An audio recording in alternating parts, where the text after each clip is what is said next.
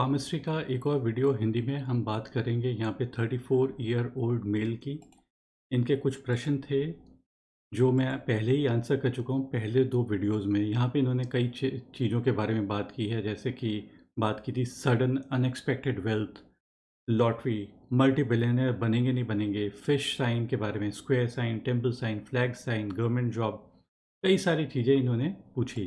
फिर आखिरी में इन्होंने मुझसे जो पूछी है कि उनके 2 प्रश्न थे, क्या देवी-देवता की मूर्ति पूजा दैनिक आधार पे करने से कुछ अच्छा ज़िंदगी में होता भी है या फिर देवी-देवता बस एक कहानी है?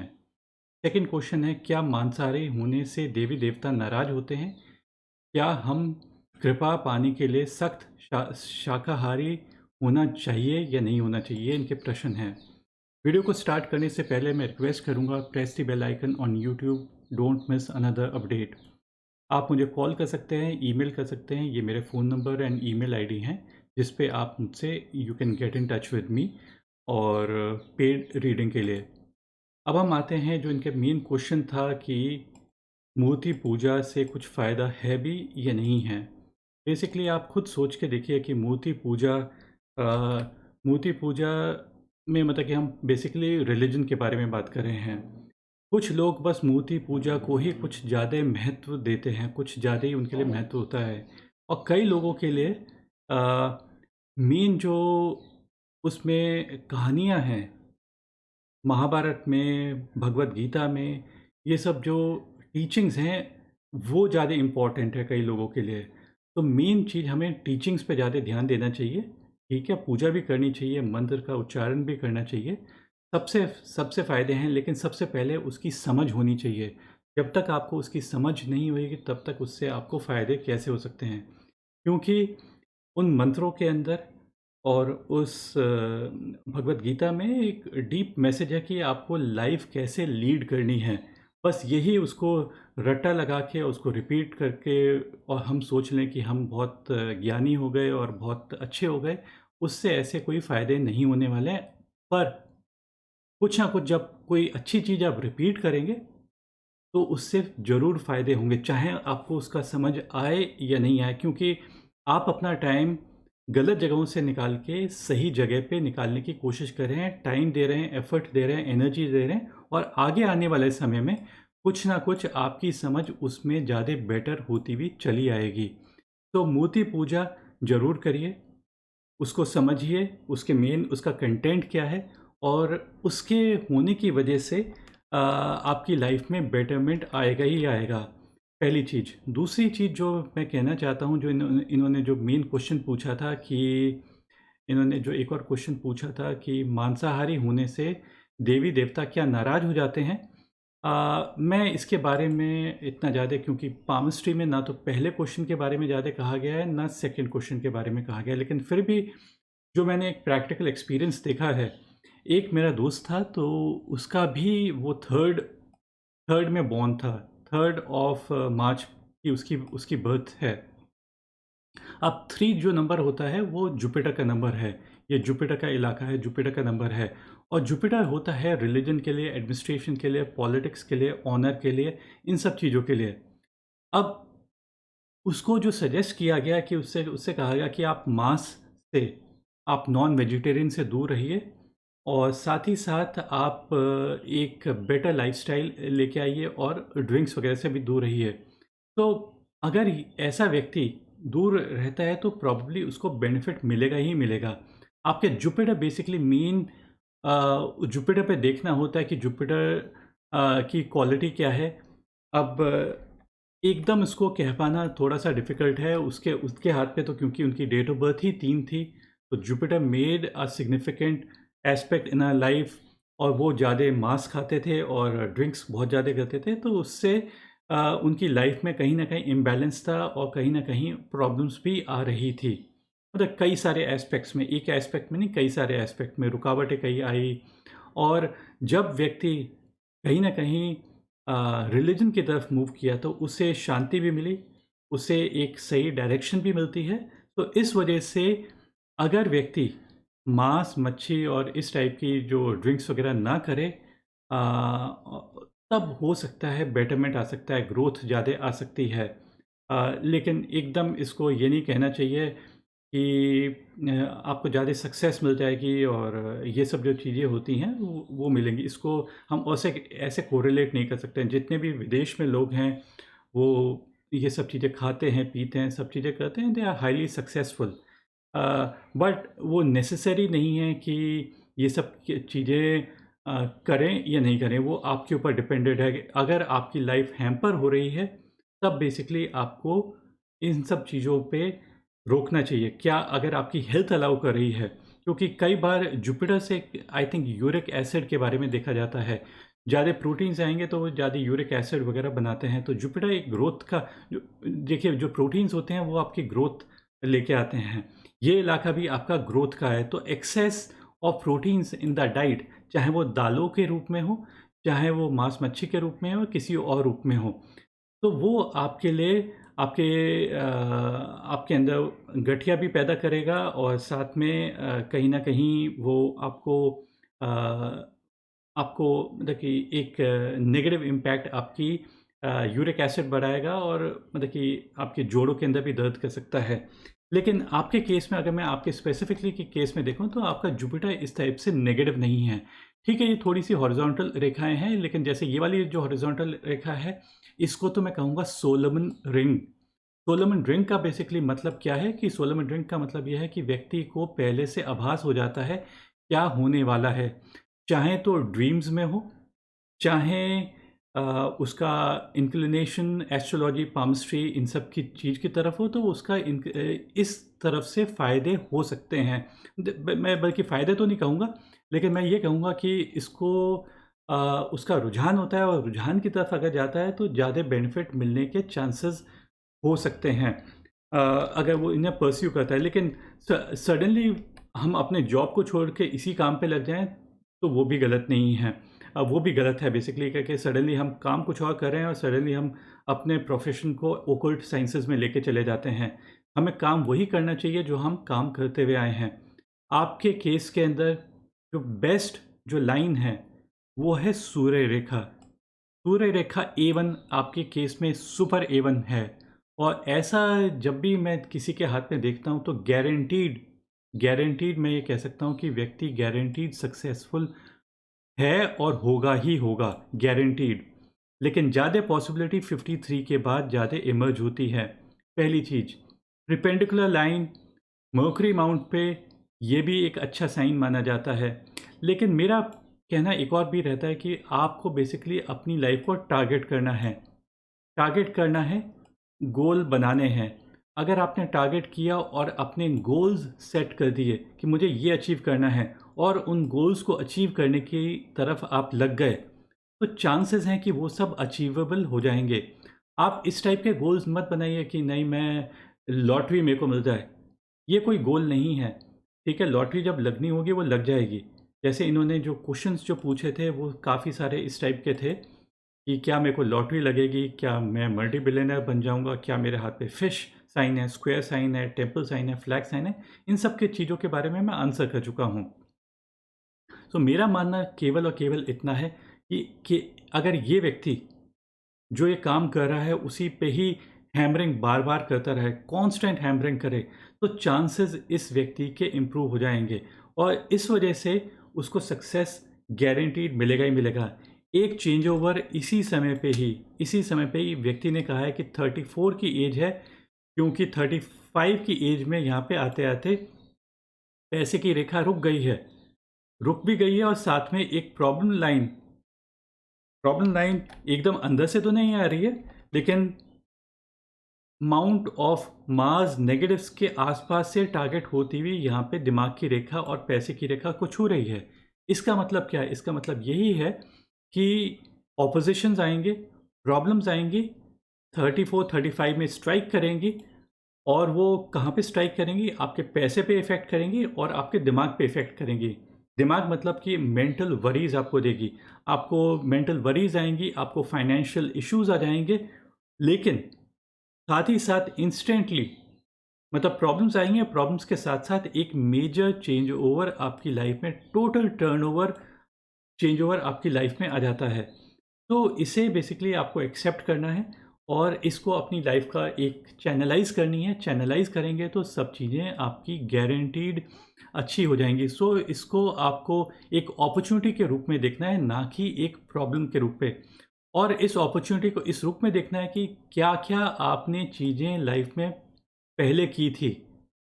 उन्हीं चीज़ों पे ही आपकी लाइफ को आपको बिल्ड करना है। सडनली आपको अगर लाइफ में एब्रप्टली कुछ नया काम अगर करने के लिए दिया जाएगा, तो आपको सपोज़ करिए कि आपने यहाँ तक आते-आते ये जो आपकी सीढ़ी है, ये 34 इयर्स की एज है। सडनली आप कहते हैं कि नहीं, मैं तो कंप्लीटली कोई नया काम करूँगा, कंप्लीटली डिफरेंट काम करूँगा। तो वापस से यहाँ पे ग्राउंड लेवल से, ये ग्राउंड लेवल है, यहीं से ही वापस से आपको वापस से स्टार्ट करना पड़ेगा। तो नीचे ग्राउंड लेवल से 34 की एज में स्टार्ट करना एक डिफ़िकल्ट काम है। इम्पॉसिबल नहीं है, लेकिन डिफ़िकल्ट है और आप लोगों से पीछे रह जाएँगे। तो व्यक्ति को वही काम करना चाहिए जो पहले से करते हुए आए हैं। थोड़ा बहुत चेंजेस आप कर सकते हैं, थोड़ा बहुत उसके अंदर जो चीज़ें आपने पहले की हुई हैं, अगर उससे रिलेटेड आप काम करें तो भी आपको बेनिफिट देगा ही देगा। और आप ये देखिए कि हाथ के अंदर 1-2 स्क्वेयर्स भी दिखाई देते हैं, वही 34-35 के बाद। ये जो स्क्वेयर्स होते हैं, ये प्रॉपर्टी को डिपिक्ट करते हैं। यहाँ पे भी एक छोटा-सा स्क्वायर है, तो ये सब चीज़ें इनके लाइफ में 1-2 प्रॉपर्टीज़ आ सकती हैं और डुअल इनकम भी आ सकती है।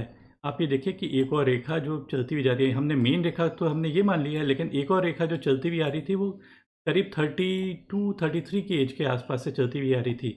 ये रेखा कंपैरेटिवली थोड़ी-सी कमज़ोर है कंपेयर टू दी जो सेकंड रेखा डेवलप होती है एट द एज ऑफ 34। तो इसको हम इस रूप में देखते हैं। Towards the end of the जो सूर्य रेखा पे भी आप एक चीज़ नोटिस की थी, ये तो सूर्य रेखा थी, लेकिन साथ ही साथ एक ये वी लाइक पोर्शन भी बनता है।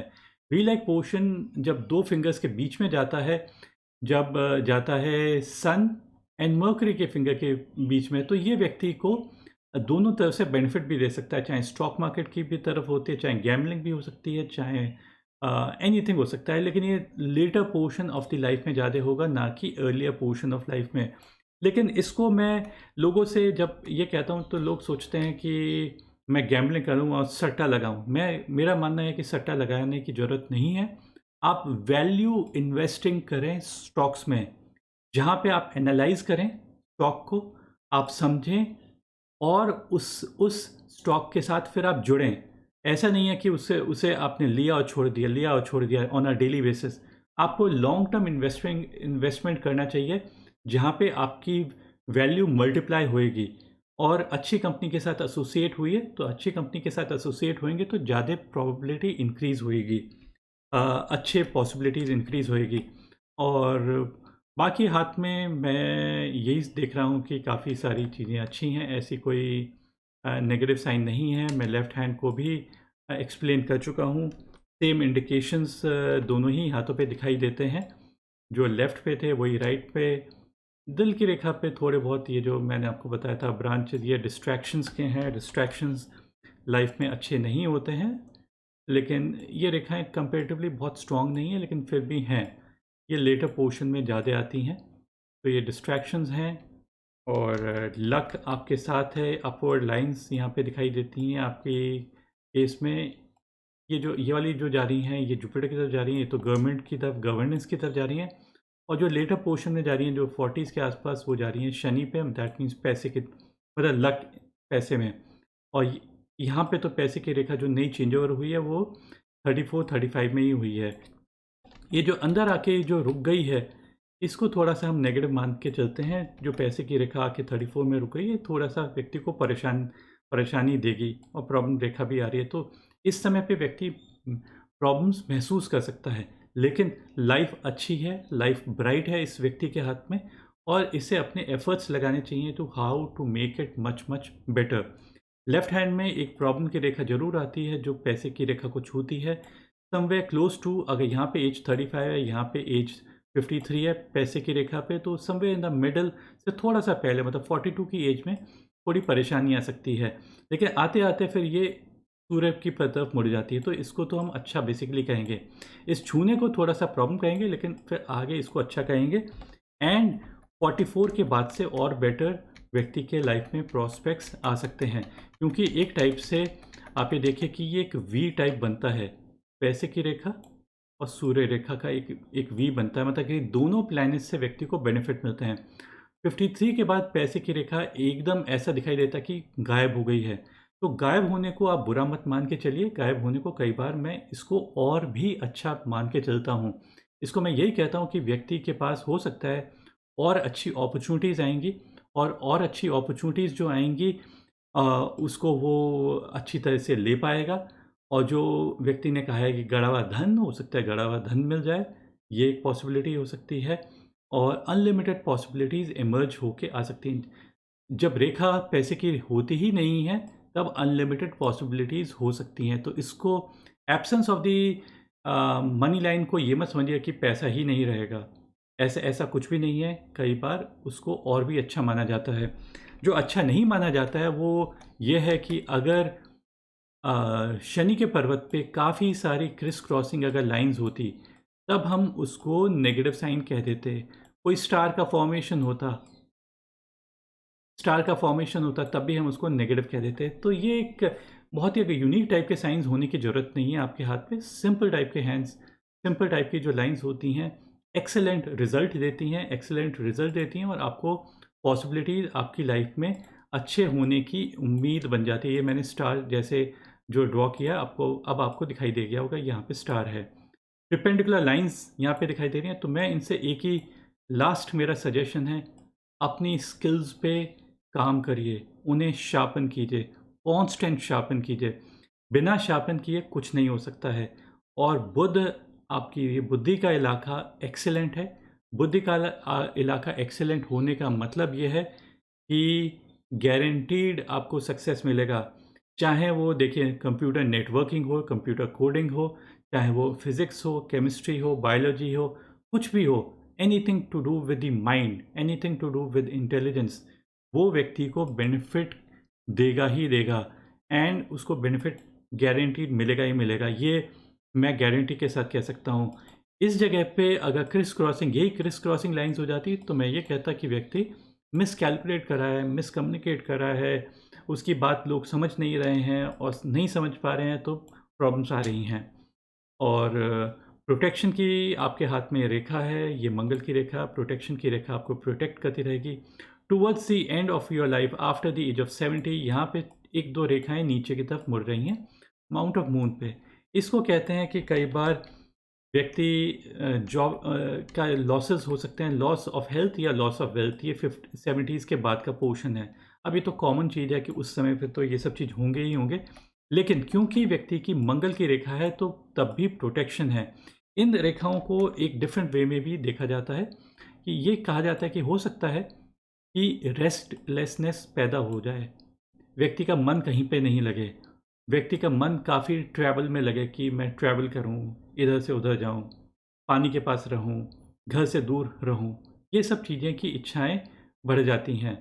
तो इसको इस रूप में बेसिकली देखा जाता है, जब व्यक्ति की जीवन की रेखा से निकल के कोई रेखा माउंट ऑफ मून की तरफ मुड़ती है। इसको अच्छा साइन नहीं माना जाता है, लेकिन इससे व्यक्ति का जो पर्सपेक्टिव होता है, लाइफ़ का पर्सपेक्टिव, वो चेंज हो जाता है। और कहा जाता है travel is the biggest educator. तो ऐसा व्यक्ति ट्रैवल करने के बाद उसको एक नई सोच मिलती है, नई राह मिलती है, that is basically an excellent sign to have. और नई पॉसिबिलिटीज़ लाइफ में इमर्ज होती हैं। वीडियो को बस मैं यहीं पे एंड करूँगा। यही मेरी रीडिंग थी इनके इनके बारे में। और मेरी रिक्वेस्ट है कि आप ज़रूर देखिए कुछ वीडियोस जो मैंने पहले से बनाए हुए हैं।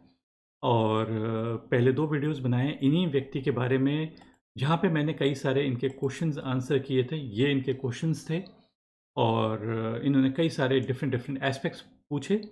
मैंने इनको यही चीज़ बताई, इनके इन जो क्वेश्चंस पूछे थे, कि पहले तो कहा अनएक्सपेक्टेड वेल्थ एंड लॉटरी। अब ये सब जो चीज़ें होती हैं ये गारंटीड लाइफ में नहीं दिखाई देती हैं। थोड़ी बहुत जो दिखाई देती हैं वो मैंने उनके हाथ पे इंडिकेट कर दिया। मल्टी बिलियनर लाइन, ऐसी कोई लाइन होती ही नहीं है। फिश साइन के बारे में लाखों वीडियो बन चुके हैं, जिसके बारे में ये कहा जा रहा है कि पता नहीं वो कहाँ से कहाँ बड़े से बड़े पहुँच जाएंगे। मेरा मानना तो ये था कि जैसे मैंने इनको एक्सप्लेन किया था पहले वाले वीडियोज़ में, कि जो सिंपल सूर्य की जो रेखा इनके हाथ पे दिखाई देती है, ये बेस्ट से बेस्ट साइन से ज़्यादा बेटर है। मैं फिश साइन को तो कैटेगराइज़ कर ही नहीं रहा हूँ, मैं तो फिश साइन को नेगेटिव कह रहा हूँ कि इस साइन होना। तो इसको ये मत मान के चलिए कि फिश साइन कोई अच्छा साइन है। ये जो साइन एक सिंपल सी रेखा है, वो ज़्यादा बेटर रेखा है then comparable to any line that is found on the hand. तो I would end my video out है। Before I end my video, मैं लोगों को यही कहता हूँ कि आपकी जो पैसा है वो दिल की रेखा, दिमाग की रेखा, जीवन रेखा, सूर्य रेखा, मर्करी, वीनस, मार्स किसी भी रेखा पे दिख सकता है। और पैसे की रेखा पे केवल 15% दिखता है आप कितना पैसा कमा पाएंगे। एक संत ने कहा है कि आपको एक एस्ट्रोलॉजर या पामस के पास जाने की ज़रूरत नहीं है अपना भविष्य जानने के लिए, क्योंकि आपको मालूम है आपका भविष्य कैसा है। प्रेजेंट क्या है? Present is the result of past. जो आपने पास्ट में किया वही प्रेजेंट है। आपका फ्यूचर कैसा, फ्यूचर डिपेंड करता है कि आप आज क्या कर रहे हैं। अगर आपने आज अच्छा काम कर रहे हैं, आज अच्छे लोगों से एसोसिएट हो रहे हैं, आज आप मेहनत कर रहे हैं, तभी आपका भविष्य ज़्यादा अच्छा होगा। धन्यवाद इस वीडियो को वॉच करने के लिए। अगर आपके कोई क्वेश्चन हो, कमेंट हो, down below in the section आप पूछ सकते हैं। Thank you for watching, bye and take care.